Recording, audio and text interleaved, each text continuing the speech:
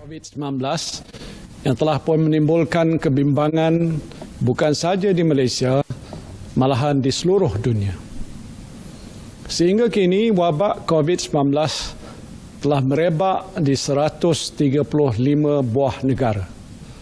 Seramai 162,711 orang telah pun disahkan positif COVID-19 ini di seluruh dunia. Daripada jumlah ini, seramai 6,443 orang telah meninggal dunia. Di Malaysia telah berlaku peningkatan kes COVID-19 secara mendadak, iaitu 190 kes semalam, disusuli 125 kes baru pada hari ini, menjadikan jumlah keseluruhan individu yang dijangkiti wabak ini adalah sebanyak 553 orang. Daripada jumlah tersebut, seramai 511 orang sedang pun dirawat di hospital, manakala 42 orang telah pun pulih. Kerajaan memandang serius situasi semasa ancaman virus berbahaya ini, terutamanya perkembangan gelombang yang kedua. Keutamaan kerajaan kita pada masa ini adalah untuk mencegah penularan baru wabak ini yang dibimbangi akan menjangkiti lebih ramai rakyat.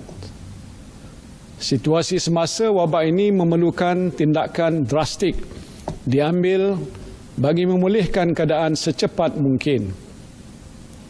Dan untuk itu kerajaan memutuskan untuk melaksanakan Perintah Kawalan Pergerakan mulai 18 Mac 2020, iaitu lusa, hingga 31 Mac 2020 di seluruh negara.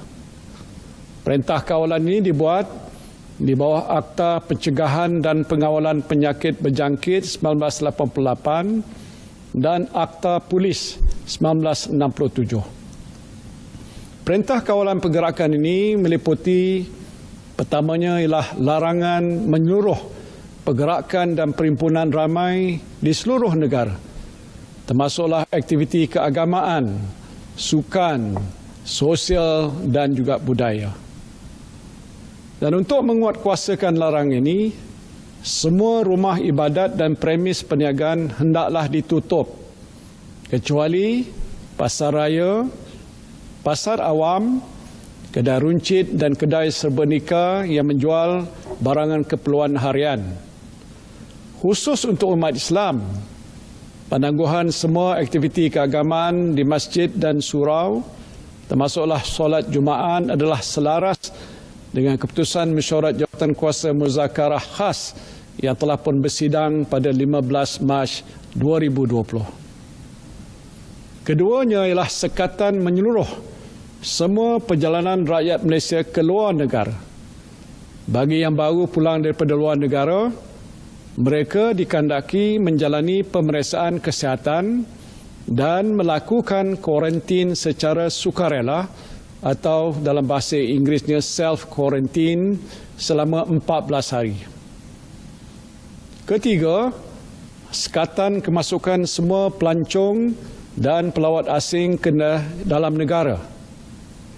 Keempat ialah penutupan semua taska, sekolah kerajaan dan swasta, termasuklah sekolah harian, sekolah berasrama penuh, sekolah antarabangsa, pusat tahfiz dan lain-lain institusi pendidikan rendah, menengah dan pra-universiti. Kelima ialah penutupan semua institusi pendidikan tinggi, IPT awam dan swasta, serta institut latihan kemahiran di seluruh negara.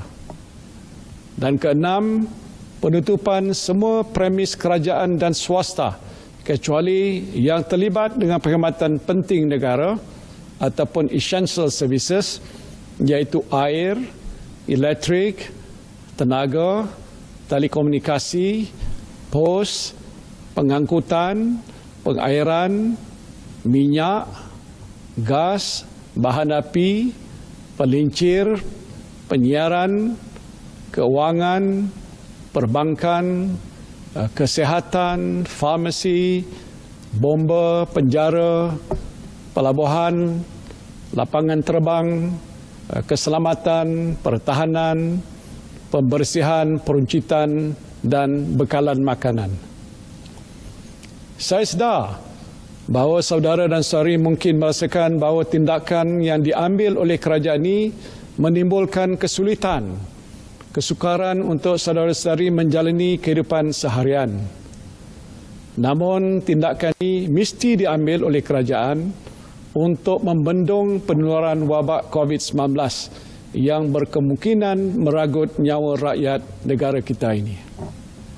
Kita telah melihat peningkatan wabak COVID-19 secara mendadak daripada puluhan orang yang dijangkiti virus ini kepada ribuan orang dalam satu masa yang begitu singkat di beberapa buah negara lain. Sudah pasti saudara dan saudari tidak mahu keadaan yang sama berlaku di negara kita. Kita tidak boleh menunggu lebih lama sehingga keadaan menjadi lebih meruncing. Dan tindakan drastik perlu diambil dalam kadar yang segera untuk menyekat penularan wabak ini dengan cara menghadkan pergerakan orang ramai. Dan inilah satu-satunya cara untuk kita mengelakkan lebih ramai rakyat negara ini dijangkiti wabak yang boleh meragut nyawa. Saya harap saudara-saudari dapat bersabar menghadapi dugaan ini. Jangan panik. Juga jangan rasa cemas dan sentiasalah bertenang. Saya percaya dengan langkah-langkah sekatan pergerakan yang dilaksanakan oleh kerajaan ini, kita mampu menyekat penularan wabak ini dalam masa yang terdekat. Kita telah melihat beberapa buah negara yang mengambil langkah yang agak drastik untuk mengawal penularan wabak ini seperti negara China yang telah menunjukkan penurunan mendadak kes-kes jangkitan COVID-19 ini. Saya juga ingin memberikan jaminan bahawa bekalan bahan-bahan makanan, keperluan harian dan juga penjagaan kesihatan termasuklah toping muka adalah mencukupi. Saya telah pun mengarahkan Kementerian Perdagangan Dalam Negeri dan Hal Ehwal Pengguna agar sentiasa memantau situasi bekalan makanan dan keperluan harian di pasaran di sepanjang tempoh Perintah Kawalan Pergerakan ini berkuat kuasa. Saya merayu kepada saudara dan saudari agar sentiasa mematuhi Perintah Kawalan Pergerakan ini. Ini adalah tanggungjawab kita bersama yang mesti kita laksanakan sebagai rakyat yang prihatin terhadap keluarga kita, masyarakat kita dan negara kita. Saya juga ingin memaklumkan bahawa sidang khas Majlis Keselamatan Negara akan bermesyuarat setiap hari untuk memantau dan mengawasi situasi wabak COVID-19 ini. Saya sendiri akan mempromosikan mesyuarat ini dan juga memaklumkan kepada saudara-saudari perkembangan situasi wabak COVID-19 dari semasa ke semasa. Jika saudara dan saudari mempunyai sebarang pertanyaan berhubung dengan Perintah Kawalan Pergerakan, saudara-saudari boleh menghubungi Pusat Pengurusan Operasi Negara di talian hotline. Nombornya 03-8888-2010. 03-8888-2010 bermula jam 12 tengah hari esok. Saya mengambil kesempatan ini untuk mengucapkan jutaan terima kasih kepada semua petugas kesihatan, penjawat awam dan semua pihak yang telah bertungkus lumus bekerja siang dan malam untuk membendung wabak ini. Saya berdoa agar saudara dan saudari sekalian akan terus cekal dan tabah dalam menjalankan tugas untuk negara demi memastikan keselamatan dan kesejahteraan rakyat di negara ini senantiasa terpelihara. Akhir sekali, saya berdoa agar saudara dan saudari sekalian senantiasa diberikan perlindungan oleh Allah Subhanahu wa taala. Wabillahi taufiq wal hidayah. Assalamualaikum warahmatullahi wabarakatuh.